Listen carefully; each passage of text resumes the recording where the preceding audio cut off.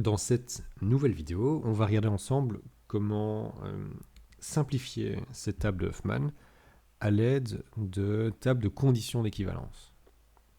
Donc l'idée, ça va être de regarder, en fait, là-dedans, quels sont les états qui sont équivalents, qu'est-ce que ça veut dire être équivalent.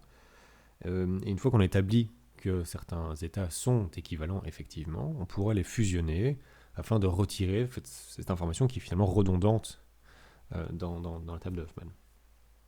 Première chose à faire, ça va être de construire une petite table à double entrée. En fait, c'est un demi-tableau à double entrée. Alors, la première étape va consister à remplir les conditions d'équivalence paire d'états par paire d'états.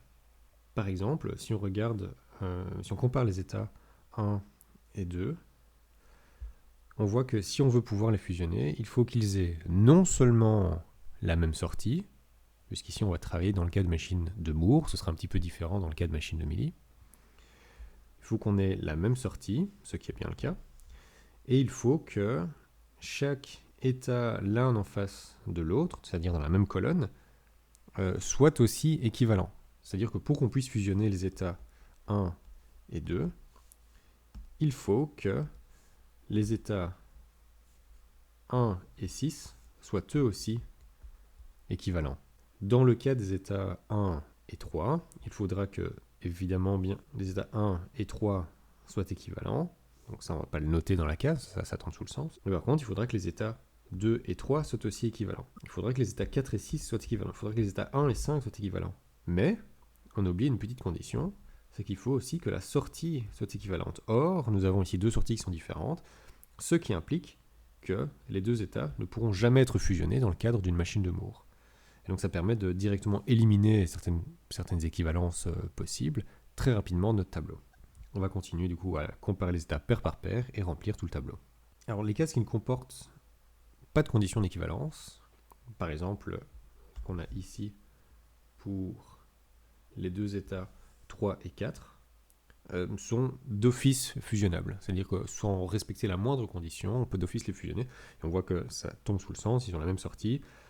5, 5, 4, 4, c'est exactement la même chose. Et il faut simplement que les états 3 et 4 soient aussi fusionnables, ce qui est ce qu'on essaye de faire. Et donc, les états 3 et 4 sont fusionnables. La deuxième étape, avant d'avancer, va être de regarder si les conditions sont vérifiables ou non, et d'ainsi éliminer certaines paires de fusions qui pourraient être effectuées, mais qui malheureusement demandent des conditions qui sont impossibles à respecter. Par exemple, si on regarde les états 4 et 5, ils demandent de fusionner les états 4 et 1. Cependant, ces mêmes états 4 et 1 sont d'office impossibles à fusionner. Déjà parce qu'ils n'ont pas la même sortie. Ce qui implique que les états 4 et 5 ne pourront jamais être fusionnés, étant donné que leur condition d'équivalence ne pourra jamais être rencontrée. De la même façon, on peut aussi éliminer la fusion entre les états 3 et 5. Et les conditions qui nous restent, par exemple, entre les états 1 et 2, il faut que les états 1 et 6 soient fusionnables. On n'a rien qui nous en empêche. Pour fusionner les états 1 et 6, il faut que les états 1 et 2 soient fusionnables. De nouveau, rien ne nous empêche, mais on voit que les deux conditions sont liées. Et pour fusionner les états 2 et 6, il faudrait que les états 1 et 2, ainsi que les états 1 et 6, soient fusionnables. Et rien ne nous en empêche non plus. Donc l'étape à laquelle on vient de procéder est l'étape d'élimination des conditions. L'étape suivante va être de répertorier les fusions possibles et quels états doivent être fusionnés entre eux afin de respecter les conditions que ces fusions demandent. Dans notre cas, on a par exemple les états 1, 2 et 6 qui peuvent être fusionnés tous ensemble, leurs conditions étant que les états 1 et 2, 1 et 6, ainsi que 2 et 6 doivent pouvoir être fusionnés, ce qu'on essaie justement de faire. Et on pourra aussi fusionner les états 3 et 4. Alors ça peut être pratique aussi de directement indiquer le sens de la fusion qu'on va effectuer, ça va nous simplifier la vie pour la quatrième et dernière étape. Dans le cas présent, on va fusionner l'état 4 à l'intérieur de l'état 3 et fusionner les états 2 et 6 à l'intérieur de l'état 1. Et donc cette dernière étape consiste à réduire la table de Huffman, la réécrire avec les états fusionnés.